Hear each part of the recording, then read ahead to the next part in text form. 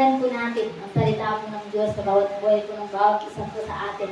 Na tunay nga na magbibigay sa atin ng kaalaman at karunungan sa bawat paglilingkod natin, sa bawat pagsalita natin, bawat pangangaral natin na gagawin po natin sa lahat ng tao na umaasa sa atin bilang mga lingkod ng Diyos. Amen? Kaya tunay nga po ay pag-uusapan po natin ng patungkol po sa Scripture for affirmation. Na tunay nga ay nagpapahiwatig at nagbibigay ang Diyos ng kanya pong pagpapatotoo o testimony o nagpapatunay sa buhay po ng bawat isa sa atin na tunay nga ay siya'y tunay sa buhay po ng bawat isa po sa atin. Yung ibig sabihin po ng Scripture for affirmation. Na tunay nga na ang banal na kasulatan na nagbibigay ng pagpapatunay na tunay nga na ang Diyos ay nagtestimony at nagpapatotoo sa buhay po ng bawat isa po sa atin. Amen? Kaya unahin na po natin dyan. Number 1 po, sabi niya po dito sa number 1, sabi niya, sa Philippians chapter 4 verse 13, sabi niya, ang lahat ng ito ay magagawa ko dahil sa lakas na kaloob sa akin ni Kristo. Amen? Kaya tunay nga po ng lahat daw po ng bagay ay magagawa daw po natin kapag kasama po natin parati ang Diyos. Kaya tunay nga ay bigyan po natin na magalakas sa atin kung mga puso sa bawat gagawin po natin ay kasama po natin ang Diyos. Lagi po natin sa isama sa bawat gagawin po natin, sa bawat buhay po natin. Lalo na po sa bawat pagsunod po natin, bawat paggawa natin ng kalooban po ng ating pong Ama. Natunay na ay gagawin natin ito na kasama po natin ang Diyos. Lagi po natin sa isama. Kahit saan na tayo pumaroon, saan na tayo pumunta, saan na tayo, isama natin ang Panginoon. Kapag siya lamang ang magbibigay sa atin ng kalakasan, magbibigay sa atin ng lakas ng loob sa bawat gagawin po natin, sa bawat pagsunod po natin sa atin kung Diyos sabay upang sa bawat pagsama natin sa atin po Panginoong Kristo, ito na yung tayo magtatagumpay. Dahil sabi nga, nasa Kanya po ang susi ng katagumpayan natin. Amen? Amen.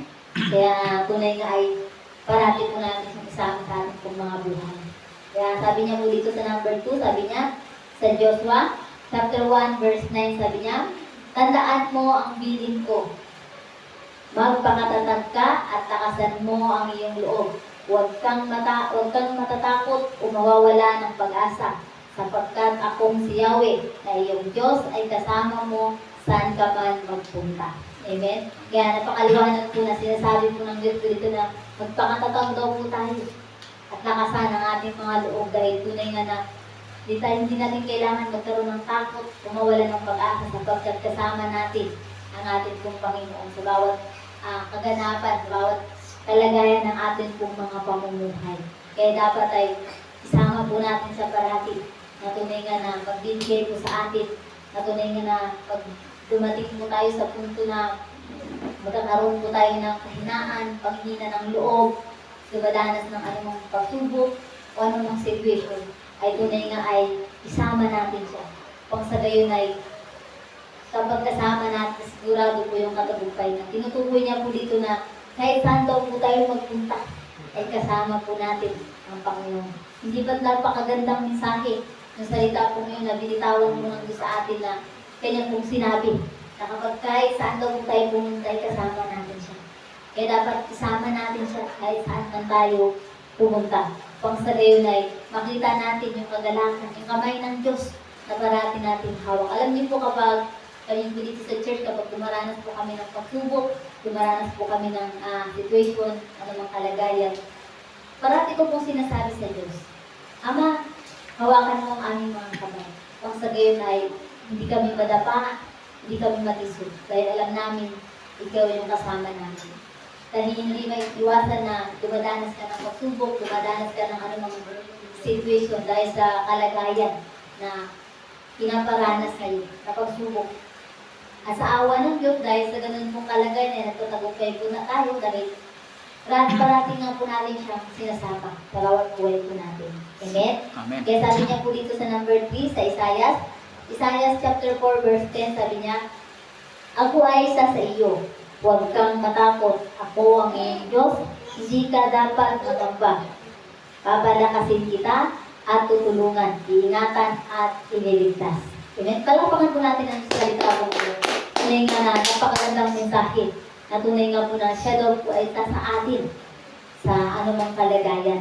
Kaya sabi niya dito, huwag kayong matakot. Kaya huwag daw po tayong matakot. Dahil tayo ay kanyang bibigyan ng kalakasan, at tayo ay kanyang tutulungan, at tayo ay kanyang iingatan. At sa lahat, tayo po ay ililigtas na. Amen? Kaya talagang, bakit ka mangamba? Bakit ka matatakot sa bawat situation, kalagayan na gagawin natin sa ganung kalagayan kung kasama naman natin ang Diyos. Kaya tunay nga na parating nga sinasabi, ba't ka matakot sa paparoonan mo, pupuntahan mo, ano mo mahaharapin mo, kasama mo naman ang Diyos. Kaya tunay nga ay bawat haharapin mo, kapag pinapakita mo na kasama mo ang Diyos, hindi ka talaga matatakot. Magkakaroon ka talaga ng lakas kasi alam mo kasama mo talaga ang Diyos eh. Kaya tunay nga sa ganung situation ay talagang nagpapahiwatig at pinapakita ng Diyos. Tunay nga na parating po siya ng Diyos. Napakabuti po talaga ng ating Diyos na buhay. Dahil sa ganung kalagayan ay talagang pinapatunayan niya sa atin yung kanyang pag-iingat, yung kanyang pag-ibig, yung kanyang pagliligtas po sa ating mga buhay. At tunay nga na sa bawat pinupuntahan natin ay kapahamakan na naghihintay. Nandoon po yung Diyos na nangunguna upang tayo iligtas at ingatan sa ganung situation. Kaya maraming beses na po actually, maraming beses na po na pinatunayan po ito ng ating pong Diyos na buhay sa buhay po natin personally. Kaya talagang sabi ko, Lord, talagang napakabuti mo sa bawat buhay po namin sa ganun pong kalagayan. Dahil talagang paulit-ulit na pinapakita mo sa amin na tunay na ikaw ay isa sa amin. At tunay nga na parating mo kami iniingatan at nililigtas at sinasamahan. Kaya talagang thankful talaga tayo parati sa Lord. Kaya sabi niya po dito sa number 4, sabi niya, sa Psalm chapter 46 verse 1, sabi niya, ang Diyos ang aking lakas at kanlungan at handang saklolong kung may kaguluhan. Amen? Kaya tunay nga po ay, ito mensahe po ito ay nagpapatukoy na tunay nga po na patuloy tayo na bibigyan ng Diyos ng kalakasan. Tunay nga na patuloy niya tayong handang saklolongan sa anumang situation na kalagayan po natin kapag isang sabi lang po natin, Panginoon po, andun ka agad siya. Andun ka agad siya, nakikinig ka agad siya. Anak, ano yung kailangan mo? Bakit mo ako tinawag? Anong kailangan mo, anak? Ganun ka agad ang Lord, eh. Pabilis siya eh. Hindi siya nagdadalawang isip na tunay nga na andun ka agad siya sa ganun pong kalagayan. Kaya talagang hindi ka mag-atubili na magsabi sa kanya dahil alam niya na sa bawat paglapit mo sa kanya, alam mo sa sarili mo dapat na mayroong sagot agad iyon. At tutugunan agad iyon ng Lord dahil alam mo, hindi ka niya matatanggihan. Dahil nakita niya yung katapatan, yung kabasagan ng puso mo. Nakita ng Lord kung paano ka sa kanyang harapan, kung paano ka pakatapat. Ganun siya eh. Ganun siya kapag gumanti sa atin bilang kanyang mga anak eh. Tinitingnan niya kasi yung atin pong ginagawa. Tinitingnan niya po kasi yung atin pong gawa. Tinitingnan niya po yung atin pong pagsunod, yung atin pong katapatan. Upang sa gayon, kung kalagayan ay makita niya na ikaw ba talaga ay meron dapat doon sa hinihingi mo sa kanya. Kaya talagang napakabuti ng Diyos sa ganong situation na sinasabi niya na tunay nga na parati po siyang nandoon sa ganun pong situation. Kaya punta po tayo sa last day, number 5, sabi niya, sa Psalm chapter 29 verse 11, sabi niya, si Yahweh ang nagbibigay lakas sa kanyang bayan at pinagpala sila ng mapayapang buhay. Amen. Ano ba tinutukoy po ng Diyos po dito na tunay nga na ang Panginoon daw po, ang Panginoong Yahweh, ang nagbibigay daw po ng lakas sa kanyang bayan na pinagpala sila ng mapayapang buhay. Kaya tunay nga na hindi lang niya tayo pinagpala, kundi binigyan niya pa tayo ng mapayapang pamumuhay. Kaya minsan kahit magulo yung nakapaligid mo, payapa. Kaya binibigyan ka ng Diyos ng kapayapaan sa ganung kalagayan. Hindi ka tulad ng nakikita mo sa labas, sila magulo. Hindi sila pumapayapa dahil hindi sila binibigyan ng Diyos ng kapayapaan. Bakit? Hindi nila hinihingi po yung kapayapaan. Samantalang tayo, binibigyan tayo ng Diyos ng kapayapaan. Dahil bukod sa hinihingi natin ito, alam ng Diyos na tayo kanyang anak. Alam niya na tayo sumusunod sa kanyang talungan, sa kanyang kalinga, sa kanyang suga, sa pagsubok niya sa atin, sa bawat sinasabi niya sa atin. Kaya dapat maging masunurin tayo sa atin kung Diyos na buhay. Kaya talagang napaka-bless at napakaganda na bibigyan ka ng Diyos ng kapayapaan eh. Kasi kahit sa ganung kalagayan eh, nakikita mo yung paligid mo na wala talaga silang kapayapaan. Unting problema lang, katiting na problema lang, at pakalaki na. Napapalaki na kaagad nila. Pero kapag ikaw ay payapa, binigyan ka ng Diyos ng kapayapaan. Kahit gano'n pa kalaming problema yun, wala kang pakialam eh. Kasi payapa ka nga eh. Ganun po yung pagkakaiba talaga ng nasa Lord at ng wala sa Lord. Kaya dapat ay, kapag ikaw nasa Lord, makikita dapat yan sa pamumuhay mo na ikaw ang payapa. Makikita yan sa'yo ng paligid mo eh. Sabi nga sa akin dyan, sa labas. Pastor, parang wala ka kayong problema pinagdadaanan, parang payapa lang kayo, sabi. Sabi ko, lahat tayo bilang mga tao. Tao lang din po kami. Lahat tayo tao ay dumadanas ng problema. Dumadanas po ng pagsubok. Ang kinaibaan lang po sa amin, bilang nasa Diyos, kami ay binibigyan ng Diyos ng kapayapaan. Kaya nakita ng Diyos ang aming katapatan, ang aming pagsunod, at higit sa lahat, yung paghingi po namin. Pero yung mga taong hindi nakakilala sa Diyos, wala po silang kapayapaan. Dahil ang sa kanila po ay struggle, hysterical, nagwawala dito, nagwawala doon. Ganun po yung sa kanila. Nakalimot po sila, inuuna po nila yung pag-hysterical, inuuna po nila yung problema, hindi po nila naisip unahin ng Diyos. Kaya dapat, sa ganun talaga kapag meron kang problema dinadaanan, meron kang pagsubok na hinaharap, unahin mo muna ang Panginoon. Kapag inuna mo siya, bibigyan ka niya ng kapayapaan. Amen? Nung bumaha nga po dito maririnig mo yung sigaw ng mga tao sa labas, takot na takot, nag-aalala, bibigas na daw, kasi baka daw umabot pa, kung saan-saan ba umabot. Sabi ko kung kaya nyo naman lumangoy, hindi lumangoy kayo. Pero kami tahimik. Amen? Sila nagsisigawan dyan, ganito ganyan, ganun-ganun. Yung isip ng tao ay ibang-iba. Yung isip ng tao na nasa Diyos. Kaya sabi ko talagang mapalad kami dahil kami ay nakakilala sa Diyos, samantalang sila ay hindi. Kaya makikita nila araw-araw, payapa yung ating pamumuhay. Kaya sa ganun nga po kalagayan, sabi ko, Lord, bigyan mo ng kapayapaan itong mga tao. Sabi ko ganun sa pamamagitan ng aming mga buhay, bilang nilagay mo na liwanag sa lugar na ito ng Jordan, bigyan mo ng kapayapaan upang maranasan po nila yung kapayapaan. Kaya talagang hindi naman tayo binigo ng Lord sa panalangin po ngayon, binigyan niya ng katahimikan, binigyan niya ng kapayapaan. Kaya tunay nga ay talagang blessed na blessed kami sa Lord dahil kahit sa ganun pong kalagayan na talagang ahantong ka ahantong ka sa kalagayan na susuko ka talaga Siyempre, dumating ka talaga sa punto na iniisip mo paano na, wala nang ganito, wala nang ganyan. Pero talagang andun yung Diyos andun yung pagkilos niya na sinasabi niya paulit-ulit na lagi niyang pinapaalala na kapag ikaw ay naglingkod sa akin at ako'y pinili mo at ako'y inuna mo, ako yung bahala sa iyo. Amen? Kaya sabi ko, Diyos ko, sabi ko hindi kami makakabili kasi talagang bumaha. Kung isipin mo yun, puno yung aming bigasan. Amen? Talagang napuno siya sa ganung kalagayan. At talaga namang nag-reserve ka na, bibili ka ng ganito, hindi ka makakabili kasi paano ka bibili? Kung dyan ka kapag sa pintuan mo, sa gate mo, o meron ganito, ganyan, paano ka bibili? Yung ibibili mo, itatabi mo na lang. Para sa next day na naman. Kaya talagang nagkukumapaw yung blessing para sa amin. Kaya sabi ko, Lord, sana lahat ng mga anak mo na naglingkod sa'yo, nakakilala sa'yo, iparanas mo sa kanilang biyayang ito. Upang sa gayon sila hindi mag-struggle. At higit sa lahat, yung contentment po sa buhay. Yun po yung napakahalaga na makontento ka sa buhay. Upang sa gayon kahit anong meron ka, kontento ka na. Upang sa gayon, hindi ka nag-struggle, hindi ka nag-iisip kung paano mo gawin yung isang bagay dahil alam mo na kontento ka na. Kaya dapat ay panatiginin natin yung contentment po sa buhay. Para sa gayon yung katagumpayan at kapayapaan ng buhay ay mararanasan po natin. Kaya talagang pinapakita ng isang kanyang pagpapatunay at testimony sa ating pong mga buhay na tunay na siya po inariyan.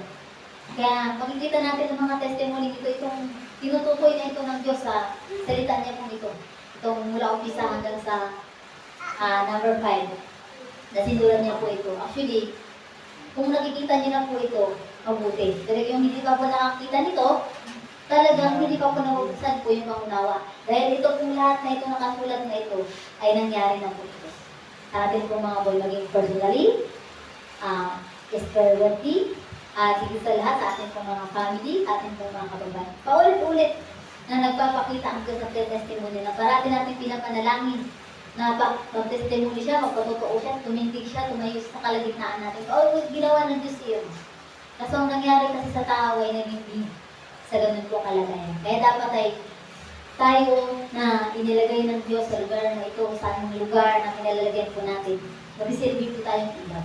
Magsilbi tayong ilaw, magsilbi tayong tanglaw, magsilbi tayong mata ng mga tao, liwanag.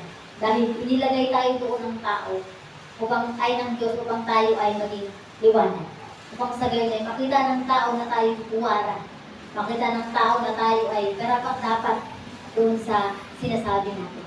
Dahil ang salita po kasi ng born again, dapat po ay makita po yung sa ating mga buhay. Hindi lang po yung sa salita, hindi lang po yung sa gawa. Dapat meron po siyang nangyari sa ating mga buhay, ipapakita. Kasi may mga tao talaga na titingnan po talaga nila yung pamumuhay. Kami kahit pastor-pastora na kami, nakikita pa rin kami ng tao, tinitingnan pa rin kami. Kung di po kamali lang namin, lahat ng mabuting ginawa namin, burado yun. Kaya, kahit anong ingat natin, talagang andyan si Satan. Naghintay lang siya na makakita talaga ng kunting butas. Kaya dapat ay panatilihin natin ang testimony ito ng ating Diyos na buhay sa ating pong mga buhay. Pang sa gayon ay magkaroon ito ng halimbawa sa lahat ng tao. Kaya yan, ulitin po natin. Sa number 1, sabi niya, Philippians chapter 4, verse 13. At sa number 2 naman ay sa Joshua chapter 1, verse 9. At sa 3, Isaiah chapter 4, verse 10. At sa number 4 ay Psalm chapter 46, verse 1. At sa 5, Psalm chapter 29, verse 11. Amen? Kaya tunay nga ay talagang napakabuti ng Diyos sa kanyang kung salita po ito. Amen? Kaya tayo po lahat ay yumako at tumigit.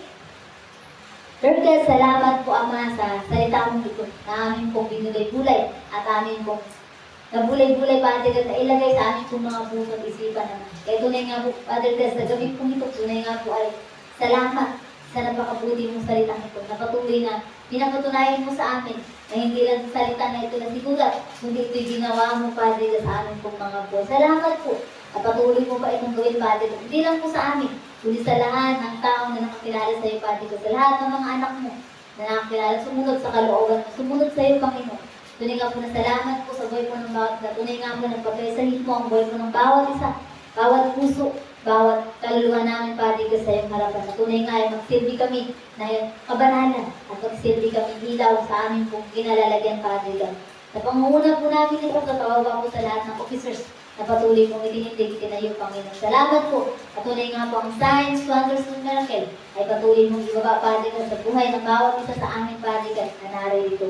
Salamat po, Panginoon, sa patuloy, sa pag-iingat po sa bawat anointing na patuloy mong binigay, Father God. Salamat po sa buhay po ng aming pastor. Salamat po sa buhay po ng aming pong assistant pastor, ang buhay po ni Brother Bear, at sa buhay po ng aming pong alagayan, Father God, ng aming pong kapatiran, ang buhay po ni Brother Reggie, Panginoon, ang buhay po ni Sister Jen, at sa buhay po, Panginoon, ni Brother Nel, sa buhay po, Panginoon, ni Precious, sa buhay po ni Juday, Panginoon, sa buhay ng lahat ng naririto, Panginoon. Salamat po, at patuloy mo po, Father God, samahan po ang buhay po ng bawat isa, na ang bawat salitang ito na nabitawan ng Father God sa kanila po mga buhay. Magsisilbi, Panginoon, ng kalakasan ng kanilang mga espiritu, Panginoon. At nagsisilbi, Father God, ng tanglaw, ilaw, sa bawat gagawin nila, Father God, na panimula sa bagong umaga ng kanilang buhay, na ang harapin, Father God, patungo sa iyong presensya, Ama. Kaya salamat po sa bawat paggabay mo, sa buhay po ng bawat isa, kasama ng lahat ng naririto, Panginoon. Maraming salamat kasama ng aming mga pamilya, na patuloy, Panginoon, na umaasa po sa amin. Thank you, Lord God. Maraming salamat. Kaya Ama, binabalik namin sa iyong karangalan, pagulog pa salamat. Puring katakilain ka. In Jesus' mighty name we pray. Everybody say, Amen. Amen. Ayan po. God bless po.